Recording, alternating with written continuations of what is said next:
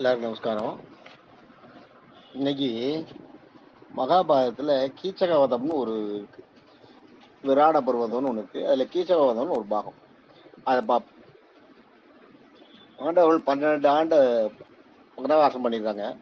அடுத்து அவங்களுக்கு ஏத்துட்ட சபதம் என்னன்னா, ஒரு வருஷம் அஞ்ஞாத வாசம். அஞ்ஞாத வாசம் என்னன்னா, ஞாதம்னா தெரியுது. ஞாதம்னா எல்லாருக்கும் தெரிஞ்சு ஏதாவது ஊருக்கு அறிவிப்பு சொல்றது. ஞாதம்ன்றது வந்து அறிவிப்பு. அந்த பறைன்னு சொல்லுவாங்க இல்லையா, ஊர்ல எல்லாம் தண்டோரா போட்டுன்னு சொல்லுவாங்களே, அது அதுக்கு பேர் ஞாதம்னு பேர். அதே மாதிரி அறிஞர்கள், முனிவர்கள், ரிஷிகள் அவங்க சொல்றதுக்கு பேர் ஞாதம்னு பேர், வாயிலிருந்து வர வார்த்தை. அஞ்ஞாதம்னா மறையிறது. இது என்ன அறிவிக்கிறது? ஞாதம்னா அறிவிக்கிறது, அஞ்ஞாதம்னா மறையிறது. அஞ்ஞாத வாசம்னா மறைஞ்சு இருக்கணும்ன்றது அஞ்ஞாத வாசம். இதுல மத்சய தேசத்துல விராட நாட்டுக்கு சென்றார்கள். விராட நாட்டுன்றது எதுன்னா இப்ப ஹரியானா வச்சுங்க. அதான் இப்ப ஹரியானா அந்த சரௌண்டிங். இவங்க வந்து என்ன பண்றாங்க, எல்லாத்தையும் செலக்ட் பண்ணிட்டு கடைசியில மத்சய தேசத்துல விராட நாட்டுல போய் இருக்கலான்ட்டு போறாங்க. விராட நாட்டுக்கு போறாங்க. விராட நாட்டுல விராட அரசனுக்கு அவங்க அரண்மனையில் போய் எப்படி சேரணும், ஒரு வருஷம் காலம் தள்ளி ஆகணுமே. அதுல தர்மர் வந்து கங்கன்ற சன்னியாசியா, சன்னியாசின்னா என்னன்னா, அந்த ராஜாவுக்குலாம் யோசனை சொல்றது, ராஜா கூடயே இருக்கிறது, ராஜாவுக்கு யாகங்களை நடத்தி கொடுக்கறது, அந்த மாதிரி இதில் கங்கன்ற பேர்ல தர்மர் வந்து அங்க வேலைக்கு போயிடுறார். பீமன் என்ன பண்றான், வல்லாளன்ற பேர்ல சமையல் வேலைக்கு போயிடுறான், சமைக்கிற வேலைக்கு. அதே அரண்மனையில அர்ஜுனன் வந்து பிருகநிலைன்னு நாட்டியம் சொல்லித்தர்ற அலி, ஆணும் இல்லாத பெண்ணும் இல்லாத ஒரு அந்த அந்த ஒரு இது உருவம். இது வந்து அர்ஜுனனுக்கு சாபம். அர்ஜுனுக்கு வந்து பர்மனண்டாவே நீ வந்து அலியா போயிடணும்னு ஒரு சாபம் வருது. அதுல வந்து அவன் மறுபடியும் கெஞ்சி கேட்டதுனால வந்து ஒரு வருஷம் நீ அந்த அலியா இருக்கணும் அப்படின்னு அதை அவன் சாபத்தை குறைச்சு ஒரு வருஷம் நீ அலியா இருக்கணும் அப்படின்னு ஒரு சாபம் அவருக்கு கிடைக்கிறது. அந்த கதை அப்புறம் சொல்றேன். அதை வந்து அவன் இந்த நேரத்தில் யூஸ் பண்ணிக்கிறான். பிருகநிலைன்னு ஒரு அலியா அர்ஜுனன் வந்து பிருகநிலையில ஒரு அலியா அந்த நாட்டு ராணிக்கு நாட்டியம் சொல்லித்தர அலியா போய் உள்ள சேர்ந்துடுறான். நகுலன் வந்து கிரந்தகர்னு பேர்ல குதிரையை பராமரிக்குது. குதிரைகள் எல்லாம் குதிரை பாகனை போய் உள்ள போய் சேர்ந்துடுறான். குதிரையை பராமரிக்கிற வேலையில இருக்கான் நகுலன். சகாதேவன் வந்து தந்திரிபாலன் மாடு மேய்க்கிறவனா உள்ள சேர்ந்துடுறான். திரௌபதி என்ன பண்றா, சைலந்திரின்னு அவ வந்து அந்த நாட்டு ராணி சுதேஷ்ணி, விராட நாட்டு ராணி சுதேஷ்ணிக்கு தோழி, அதாவது வேலைக்காரி மாதிரி சைலந்திரின்ற பேர்ல திரௌபதி போய் சேர்ந்துடுறான். இப்படியா விராட நாட்டுல வந்து எல்லாம் இவங்க 5-6 பேரும் விராட நாட்டுல ஆளுக்கு ஒவ்வொரு இதுல போயிடுறாங்க. தர்மர் வந்து கங்கன்ற ராஜாவா, கங்கன்ற ஒரு அந்த வேஷம் போட்டு இது மாதிரி இருக்கா இல்லையா, ராஜாக்களுக்கு உபாயம் சொல்றது, ராஜாக்களுக்கு துணை செய்யறது, ராஜாக்களுக்கு பக்தி மார்க்கத்துல எல்லாத்தையும் ஈடுபடுத்தி கொடுக்கறது, கதைகள் சொல்றது, ராஜாக்களுக்கு வந்து யாகங்களை நடத்தி கொடுக்கறது. அந்த அதுல ஒரு சன்னியாசியா தர்மர் வந்து கங்கன்ற பேர்ல போயிடுற. பீமன் வந்து வல்லாளன்ற பேர்ல சமையல்காரனா போயிடுறான். அர்ஜுனன் வந்து பிருகநிலைன்ற நாட்டியா இந்த சுதேஷ்ணி, அந்த நாட்டு ராணி வந்து சுதேஷ்ணிக்கு வந்து ஒரு நாட்டியம் கட்டு கொடுக்க அந்த அலியா போய் அர்ஜுனன் சேர்ந்துடுறான். நகுலன் வந்து கந்தகன், நகுலன் வந்து கிராந்தகன் குதிரை பாகனா போயிடுறான். அந்த அதே எல்லா ராஜா அரண்மனையிலேயே சகாதேவன் வந்து தந்திரிபாலன்ற மாடு மேய்க்கிறவனா போயிடுறான். திரௌபதி சைலந்திரின்ற அரசிக்கு சேவை செய்யற ஒரு தோழியா போயிடுறான். இப்படி எல்லாருமே அதுல உள்ள சேர்ந்துறாங்க. இதுல இந்த சுதேஷ்ணைன்றவர் தான் அந்த நாட்டு ராணி. அந்த ராணியோட அண்ணன் வந்து கீச்சகன்னு பேர். அவன் தான் அந்த நாட்டு சேனாதிபதி. அவனுக்கு கீச்சகனுக்கு கூட பிறந்தவங்க 6 பேர் அண்ணன் தம்பி.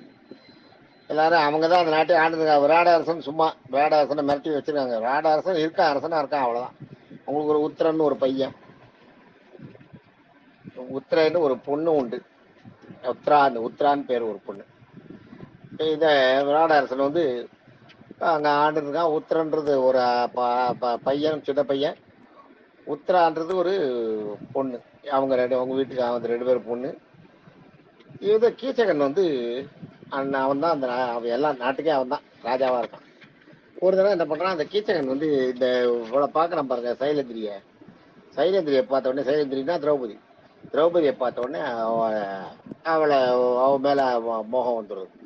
அவளை எப்படியாவது அடையணும்னு அவகிட்ட போய் எல்லாம் சொல்லி பார்க்கறான், அவ கேட்கல. அப்புறம் அந்த சுதேஷ்ண கிட்ட வந்து சொல்றான், தன்னோட தங்க கிட்ட, சைலேந்திரியை எனக்கு இது பண்ணி கொடு, அவகிட்ட பேசு சொல்லு. சுதேஷ்ண சொல்றான், எவ்வளவோ வான் பண்றா, வேண்டாம், அவன் வந்து ஏற்கனவே என்கிட்ட சொல்லியிருக்கா, 5 கந்தர்களுக்கு புருஷன் இருக்காங்க, 5 பேர் இருக்காங்க, அவங்க வந்தாங்கன்னா என்ன பண்ணுவாங்கன்னு தெரியாது, அதனால வேண்டாம்னு சொல்லியிருக்காருன்னு. அதெல்லாம் என்ன யாரும் என்ன பண்ண முடியும், இவன் தான் ராஜாவே கண்ட்ரோல்ல தானே வச்சிருக்கான், ராஜாவே இவனுக்கு பயந்து தானே இருக்கான். அதனால அதெல்லாம் என்ன யாரும் ஒண்ணு மரியாதையை அரேஞ்ச் பண்ணு திட்டி அவளை அமக்கலம் பண்ணி உடனே அவன் என்ன பண்ணிடுறான், சரின்னு ஒத்துக்கிறான். சரின்னு ஒத்துட்டு வந்து மெதுவா இவளை சைலந்திரியை கூப்பிட்டு அவன் கையில வந்து அந்த குடி குடி போத மது வர்க்கத்தை எல்லாம் கையில கொடுத்து இதை கொண்டு போய் கீசகன் ரூம்ல கொடுத்துட்டு வான்னு சொல்றான். அவன் முடியவே முடியாதுன்றான், ஆனா கேட்க மாட்டேங்கான். அவன் ராணி இல்லையா சுதேஷ்ணி, நான் ராணி ஆணையிடுறேன், கொண்டு போய் கொடுத்துட்டு வாட்டுறான். அவங்க ராணிக்கு தோழி வந்து அதை ஒன்றும் இது பண்ண முடியாது, சரின்ட்டு கொண்டு போய் கொடுக்குறான். கொடுத்த உடனே அவன் வந்து கீசகன் வந்து இவளை அது மானபங்கப்படுத்த பார்க்குறான். ஓடி வரா பயந்துட்டு. ஓடி வரும்போது துரத்தின்னு ஓடி வரான் கீசகன். அந்த ராஜா அரண்மனைக்கு நேராக ஓடி வரா, விராட நாட்டு அரண்மனைக்கு நேராக ஓடி வரா. விராடன் வந்து ராஜா பார்த்துட்டு இருக்கான், தலை குறிஞ்சிட்டு இருக்கான், அவனால ஒண்ணுமே பண்ண முடியல. சைலேந்திரியும் அங்கேயே தான், சைலேந்திரி ஓடி வரா, சுதேஷ்னியும் அங்கேயே தான் இருக்கா, பார்த்துட்டு இருக்கா, ஒன்றும் பண்ண முடியல. சபைக்கு வரும்போது என்ன ஆகுதுன்னா, இவ வந்து சூரியனை பிரார்த்திக்கிறான். இந்த திரௌபதி சூரியனை பிரார்த்தனை, சூரிய தேவா என்னை காப்பாத்துன்னு. சூரியன் என்ன பண்றான், அவனுடைய காலில் வந்து தடையை உண்டு பண்ணி தடிக்க விழ வச்சிடறான். விழுந்து காலில் அடிபட்டுருது. கீச்சனுக்கு அடிபட்டு நொண்டிகிட்டே வரான். நொண்டிகிட்டே வந்து அரசவைக்கு வந்து, இன்னைக்கு நான் தப்பிச்சிட்டேன், நீ அரசவையில் எல்லாருக்கும் முன்னாடியே சொல்றேன், இன்னைக்கு தப்பிச்சிட்டேன், ஆனால் என்னைக்கா இருந்தாலும் ஒன்று அடையாத விட மாட்டேன் அப்படின்னு கறி விட்டு போறான். காலில் நொண்டிகிட்டே போறான், காலுக்கு மருந்து போட்டுக்கிறான், கால் நன்னாயிட்டுது. இவ்வளோ குறி வைக்கிறான், என்ன பண்றதுன்னு. உடனே ஒரு நாள் என்ன பண்றான், பீமன் வந்து உங்ககிட்டயே சொல்லி திரௌபதி கிட்ட, நீ வந்து அவனை வந்து இதுக்கு வர சொல்லு, சமையல் கட்டுக்கு வர சொல்லு, மெதுவா அங்க நம்ம இது பண்ணிக்கலாம், நம்ம இது வரைக்கும் தப்பு பண்ணிட்டேன், சரி நீ இவ்வளோ ஆசைப்படுற, நான் உனக்கு இணங்குறேன்னு சொல்லிட்டு கூப்பிட்டு வா, அங்கே பார்த்துக்கிறேன்றோம். அதே மாதிரி என்ன பண்ணுறான், போய் திரௌபதி அந்த திரௌபதியா இருக்க சைலேந்திரி அந்த கீசன்கிட்ட போய், நான் இனிமேல் நான் எப்படியா இருந்தாலும் உங்ககிட்ட தப்பிக்க முடியாது, அதோட நான் உங்க கூட நல்ல நட்போட இருந்து உங்க கூட வந்து உங்களோட சேனாதிபதியோட மனைவின்ற பேரோட நான் அந்த அந்தஸ்தோட இருக்கேன், அது அந்த அந்தஸ்தை எனக்கு கொடுப்பியானவனே. அவன் கீசகனுக்கு ஒன்றும் போய் கீசகன் மயங்கி போய் கிடந்தான். கீசகனுக்கு ஒன்றும் புரியல, அதுக்கு என்ன, நான் உன்னையே எனக்கு ராணி ஆக்கிறேன், சேனாதிபதியோட மனைவின்ற அந்தஸ்தை நான் உனக்கு கொடுக்குறேன் ஆன்றோம். சரின்ட்டு வரான். வர சொல்லிட்டு சொல்லிட்டு என்ன பண்றான், அப்ப நீ அடுப்பாங்கரைக்கு வந்துரு, உள்ள அடுப்பாங்கரைக்கு வந்துரு சொல்லி, அடுப்பாங்கரையில தான் பீமன் இருக்கான், சமையல் கொடுத்துக்கு வந்துரு ராத்திரின்றான். அது மாதிரி கீசகன் வந்து நல்லா ஆடம்பரமா அலங்காரம்லாம் பண்ணிட்டு இதெல்லாம் பண்ணிட்டு வாசன திரவியங்கள்லாம் பூசிட்டு அங்கே போகிறான். அங்கே போகும்போது அங்கே பீமன் என்ன பண்ணுறான், இந்த சைலந்திரி மாதிரி வேஷம் போட்டு துணியை தலையை மூடிட்டு உட்காந்துருக்கான் ஓரமாக. போய் கீச்சகன் போய் அவனை சைலந்திரின்னு அவனை பிடிச்சி கட்டி இழுக்கிறான். இழுக்கும்போது பீமன் திரும்புகிறான். திரும்பி நான் உடனே பார்க்குறான் கீச்சகனை பிடிச்சி சரியான அடினா போட்டு அவனை பொழந்து கட்டிக்கிறான். பீமன் தான் 1000 யானை பலமாச்சு பீமனுக்கு. அடிச்சு அவனை மண்டை கட்டையெல்லாம் உடச்சு தூக்கி அந்த அடுப்பாங்கரையிலே ஒரு மூலையில சுருட்டி விசிறி அடிச்சுட்டு வந்துடும். அடிச்சு பெரிய சண்டை. கீசகனை வந்து ஜெயிக்க முடியாது அவ்வளவு ஈஸியா.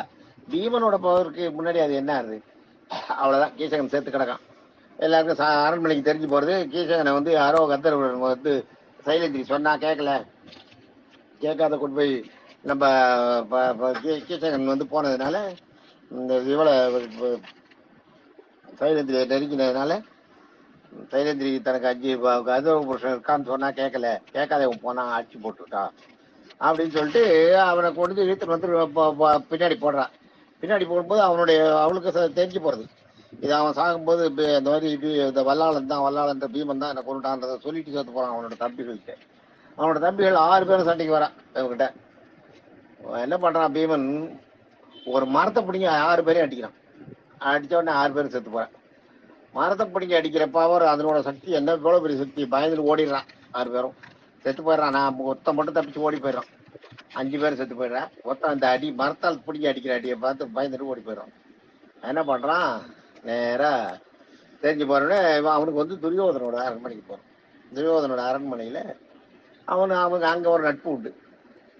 அஸ்தினாபுரத்துக்கு போய் அஸ்தினாபுரத்துல துரியோதனன் கிட்ட சொல்லிடுறான், இந்த மாதிரி ஒரு பெரிய கீசகன் செத்து போயிட்டான். கீசகன் செத்து போயிட்டான்றது அங்க பெரிய இப்போ உலகத்துக்கே அது வந்து அவன் பெரிய விஷயம். கீசகன் அவ்வளவு பெரிய வீரம்.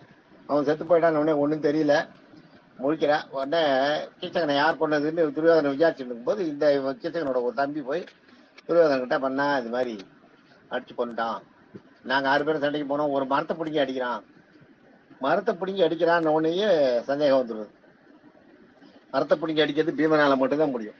ஒரு மரத்தை 1000 யானை பலம் பீமனோட பலம். மரத்தை கையில பிடிங்கி அடிக்கிறது, தூக்கி அதை வந்து ஒரு குச்சி மாதிரி வச்சுன்னு கையில ஒரு கம்பு மாதிரி வச்சுன்னு சுத்துறது பீமனால தான் முடியும். பீமன் தான் அந்த வேலையை அடிக்கடி செய்யும். அடிக்கடி பீமன் வந்து மரத்தை பிடிங்கி அடிப்பான் எல்லாரையும் சண்டையில. உடனே துரியோதனை வந்து கணக்கு போட்டுறான், இது பீமன் தான். ஸோ அஞ்ஞான வாசம், இவங்க மறைஞ்சிருக்க வேண்டிய வாசம் இது, அங்க இருக்காங்க, நம்மளுக்கு தெரிஞ்சு போச்சு. இப்ப நம்ம எப்படியாவது இவங்களை பிடிக்கணும் அப்படின்ட்டு போறான். அது அப்படின்ட்டு என்ன பண்றான், படையை திரட்டின்னு போறான். எல்லாரும் துரோணர், பீஷ்மர், கிருபர் எல்லாரையும் கூப்பிட்டு, துரியோதன், கர்ணன் எல்லாரையும் கூப்பிட்டு எல்லாரும் சேர்ந்து. அந்த காலத்துல எப்படின்னா ஒரு நாட்டுக்கிட்ட சண்டைக்கு போறாங்க. குருஷேத்திரத்துல இருந்து, அதான் அஸ்தினாபுரத்துல, டெல்லியில இருந்து இப்ப இருக்கிற ஹரியானாவுக்கு சண்டைக்கு போறாங்க. போய் அந்த நாட்டுல அர்ஜுன் கண்டுபிடிச்சாங்க இல்லையா, சண்டைக்கு போய் ஜெயிச்சு அந்த நாட்டை ஜெயிச்சு அவங்க 5 பேரையும் நீங்க தான் 6 பேரையும் நீங்க தான் பஞ்சபாண்டவர்களும் திரௌபதியும் நிரூபிச்சுட்டா மறுபடியும் இன்னொரு 14 வருஷம் காட்டுக்கு போகணும், 12 வருஷம். அதனால என்ன பண்றான், போய் அந்த நாட்டை ஜெயிக்கிறதுக்காக இவங்க எல்லாரும் போறாங்க. போனா முடியல.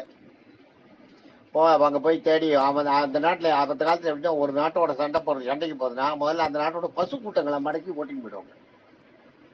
அப்ப என்ன பண்றாங்க, இவங்க டெல்லியில இருந்து வந்து இந்த துரியோதனோட படை வந்து அந்த விராட நாட்டு அரசனோட பசு கூட்டங்களை மடக்கி அவன் நாட்டுக்கு ஓட்டின்னு போறான். ஓட்டின்னு போன உடனே அது வந்து ராஜாவுக்கு ஒரு சேலஞ்சு மாதிரி. உடனே விராட நாட்டு அரசனுக்கு கேள்விப்படுறான், விராட அரசன் நானா எப்படி துரியோதன்கிட்ட நான் எப்படி சண்டை போட முடியும், என்னால முடியுமா, என் நாட்டை நான் காப்பாற்ற முடியுமா, பசு கூட்டத்தை ஓட்டின்னு போறான்னு கத்துறான். கத்தும்போது அவனோட புள்ள உத்தரன் என்ன பண்றான், அவன் ஒரு பயந்தாங்குழி. உத்தரன் வந்து நான் போய் ஜெயிச்சு வரேன், நீ இது பண்ண கவலைப்படாத, வான்றான். போட்டா முடியல, ஒத்துக்கல. அதுக்குள்ள இந்த பிருகநிலையா அலியா ராஜா நாட்டையும் சொல்லி கொடுக்குற பிருகநிலை இருக்கா இல்லையா அர்ஜுனன், அவன் என்ன பண்றான், நான் வரேன், நான் தேர் ஓட்டுறதுல எனக்கு நான் ரொம்ப நல்லா தேர் ஓட்டுவேன், அதனால நான் தேரை ஓட்டுன்னு போறேன். உத்தரனை வந்து அவங்கள போய் மடக்கி சண்டை போட சொல்லுங்க, இளவரசன் இப்படி இருக்கிறது சரியில்லை அப்படின்னு சொல்லிட்டு கூட்டு போனப்புறம் அங்க போகும்போது வெளியில போறான். வெளியில ஊருக்கு வெளியில போகும்போது உத்தரனை கொண்டு போய் ஒரு இடத்துல மரத்துக்கிட்ட நிறுத்திட்டு அந்த மரத்துல தான் இவனோட வில்லையெல்லாம் அர்ஜுனோட வில்லையெல்லாம் கட்டி அங்க வச்சுட்டு வந்துட்டான். தியானம் பண்றான், வில்லு கையில வருது, வில்லை எடுத்துக்கிறான். உத்தரன் பார்த்துட்டு அப்படியே நிற்கிறான், முழிக்கிறான். உடனே உத்தரனை கூப்பிட்டு, நீ போய் தேரை ஓட்டு, நான் சண்டை போடுறேன், நீ கவலைப்படாத, நீ தேரை ஓட்டு போறோன்றான். உத்தரன் தேரை ஓட்டுறான். அர்ஜுனன் போறான், போய் எல்லாரையும் பீஷ்மர், துரோணர், கிருபர் எல்லாரையும், துரியோதனன், கர்ணன் எல்லாரையும் மடக்கி அவங்களையெல்லாம் விலக்கி அவங்க எல்லாம் விரட்டி அமைச்சிட்டு பீஷ்மருக்கு வந்து ஒரு அம்பு வந்து வணக்கம் சொல்லி ஒரு அம்பு போடுறான் அர்ஜுனன். அதை பார்த்த உடனே பீஷ்மருக்கு தெரிஞ்சு போச்சு அர்ஜுனன் தான். பீஷ்மருக்கு ரொம்ப சந்தோஷம், நம்ம வேலைப்படாத நம்மளுக்கு பக்கத்துல வந்து காலுங்க வந்து ஒரு அம்பு விழுறதுன்னு. இந்த மாதிரி பண்ணான். அவன் மடக்கி அந்த பசு கூட்டத்தையெல்லாம் கூட்டின்னு வந்துடுறான். அந்த வன்னி மரம், அந்த வன்னி மரத்துலதான் அந்த இங்க இருந்து அந்த மாறு வேஷத்துல போய் அங்க உள்ள சேரும்போது எல்லாம் அவங்களோட ஆயுதங்களை எல்லாம் அங்கதான் அந்த வன்னி மரத்துல வச்சு மேல கட்டி தியானம் பண்ணி இந்த மறைஞ்சு போகணும், நாங்க வந்து மறுபடியும் கேட்கும்போது இங்க வரணும்னு அந்த வன்னி மரத்துக்கிட்ட வேண்டிட்டு கொடுத்துட்டு வராங்க. வன்னி மரம் வாங்கி மேல வச்சுக்கிறது, மரவா வச்சுக்கிறது, யார் கண்ணுக்கும் படாம. மறுபடியும் வந்து கேட்கும்போது இவனோட வில் வருது, காண்டீபம் வருது.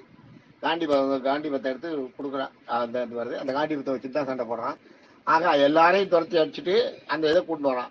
இதை பார்த்துட்டு இருந்தான் பார்த்தீங்களா உத்தரன் தேர் ஓட்டானே, அர்ஜுனனுடைய அந்த வில்லு அவன் சண்டை போடுற அந்த விதத்தை பார்த்த உடனே இவருக்கு வீரம் வந்துடுறது, உத்தரனுக்கு வீரம் வந்துடுறது. அப்புறம் அவங்க எல்லாம் விரட்டிட்டு பசுக்களை எல்லாம் மறுபடியும் மடக்கி கொண்டுறான். பசுக்களை மடக்கி கொடுத்து அப்புறம் உடனே வந்துடுறான். அன்னைக்கு வந்து கரெக்டா இவங்களோட அந்த ஒரு வருஷம் அஞ்ஞாத வாசம் முடியுது. அந்த என்னைக்கு சண்டை போடுறாங்களோ அன்னைக்கு. ஆனா துரியோதனன் என்ன சொன்னா, பாண்டவர்கிட்ட தூது போறா இல்லையா, கிருஷ்ணர் போறா இல்லையா, கிருஷ்ணர் போகும்போது நாங்க அஞ்ஞாத வாசத்துல முன்னாடியே பார்த்துட்டோம். அஞ்ஞாத வாசத்துல எங்களுக்கு வந்து கீசனன் செத்து போனான்னு நியூஸ் வந்தவொடனே நாங்க இவர்கள்லாம் பாண்டவர்ன்றது நாங்க சொல்லிட்டோம் அப்படின்ட்டான். அப்படி கிடையாது, பாண்டவர்கள்ன்றத போய் நீங்க அவங்களுக்கு பிடிச்சி அவங்க நிறுத்தி இவங்க தான் பாண்டவர் நிரூபிக்கணும் அப்படின்னு கிருஷ்ணன் சொல்றாரு. அப்பதான் அது இப்ப தெரிஞ்சதாகும். நாங்க கண்டுபிடிச்சோம் நீங்க சொன்னா போறாது, அவங்களை கொண்டு நெருப்பி நிறுத்தி வச்சு நிரூபிக்கணும். ஆக அர்ஜுனன் வந்து உங்ககிட்ட சண்டைக்கு வந்து சண்டை போடும்போது அந்த ஒரு வருஷம் டைம் முடிஞ்சிருந்தது. அதனால அர்ஜுனன் வந்து நீ பார்த்து இவன் தான் அர்ஜுனன் நீ சொன்னாலும் ஒரு வருஷம் காலம் முடிச்சுட்டதுனால அவங்களுடைய சபதத்தை நிறைவேற்றுறாங்க. நீ வந்து அவங்க கேட்குற அவங்க நாட்டை கொடுத்துதான் ஆகணும்னு கிருஷ்ணன் வாதம் பண்ற. கடைசியில பஞ்சபாண்டவர்கள் யுத்தத்துல இந்த உத்தரன் வந்து பெரிய சண்டை போடுறான், மிகப்பெரிய வீரன் ஆயிடுறான். போழையா பயந்துட்டு இருந்த உத்தரன் வந்து அர்ஜுனன் சண்டை போட்டதை பார்த்ததுல இருந்து பெரிய வீரன் ஆயிட்டான். அதே மாதிரி அந்த நாட்டு இவன் இருக்கா பாருங்க, அந்த நாட்டு அரசன், விராட நாட்டு அரசன், அவன் என்ன பண்ணா தன்னோட மகள் உத்தரான்னு சொன்னேன் இல்லையா, சுதேஷ்னியோட பொண்ணு, அவளை கல்யாணம் பண்ணி கொடுத்துருவாங்க அர்ஜுனுக்கு. தெரிஞ்சு போயிடுது. அப்புறம் வந்து ஜெயிச்சுட்டு வரும்போது எல்லாரும் இது பண்ண உடனே அர்ஜுனன் பண்றதுலாம் அப்போ எல்லாருக்குமே தெரிஞ்சு போயிடுது. அர்ஜுனன் சண்டை போடுறதை பார்த்த உடனே கண்டுபிடிச்சா யார் யார் என்னென்னு தெரிஞ்ச உடனே அப்புறம் விராட அரசன் வந்து அவங்களெல்லாம் ரொம்ப கெஞ்சி கேட்டுக்கிறான், காலில் வந்து கெஞ்சி கேட்டுக்கிறான், நீங்க வந்து இப்படி என்கிட்ட மறைஞ்சிருக்கீங்களே, நான் தெரியாத உங்களை கண்டுபிடிச்சு. விராடனை வந்து ஒரு தரம் பீஷ்மர் வந்து தர்மர் வந்து தான் தாயம் தானே, தாய கட்ட ஆடிந்தாராம். அந்த விராட அரசனும் தர்மரும் தாயக்கட்டை ஆடும்போது தாயத்துல ஏதோ அர்ஜுன் தர்மர் சொன்னது தப்பா இருக்குன்னு உடனே அந்த தாயக்கட்டையில ஓங்கி மண்டையில அடிச்சிட்டான். அவரை தர்மரை அடிச்சு மண்டையில வந்து அடிபட்டுறதுதான் வருது. அதுக்கப்புறம் பக்கத்து அங்க பார்த்து இந்த சைலந்திரி வந்து அதான் அந்த விவார் கல்யாண திரௌபதி அவங்க வந்து அந்த இதை தொடச்சி விட்டு கட்டு போடுறான். அதையெல்லாம் நினைச்சு அந்த விராட அரசன் அழறான். எழும்போது அப்புறம் சொல்றான், நாங்க என்னன்னு தெரியாம தானே உங்ககிட்ட இருந்தோம், எங்களுக்கு நான் மறைஞ்சிருக்கிறதுக்கு இதுதான் சௌரியமான இடமா இருக்குது, அதனால இருந்தோம், அதனால கவலைப்படாதீங்க அப்படின்னு சொல்ல அவங்களுக்கு ஆறுதல் சொல்லிட்டு போறான். அந்த கடைசியில பாரத சண்டையில இந்த விராட நாடு வந்து பாண்டவ சப்போர்ட்டா இருக்கு. பாண்டவர்கள் சைட்ல வந்து சண்டை போடுறாங்க. சண்டை போட்டு கடைசியில அந்த உத்தரன் செத்து போயிடுறான். ஆனா மிகப்பெரிய துரியோதனோட கௌரவ படைகளுக்கு மிகப்பெரிய சேதத்தை உண்டு பண்ணிட்டு செத்து போறான். அதை நான் அப்புறம் இன்னொரு நாள் சொல்றேன். தேங்க்யூ.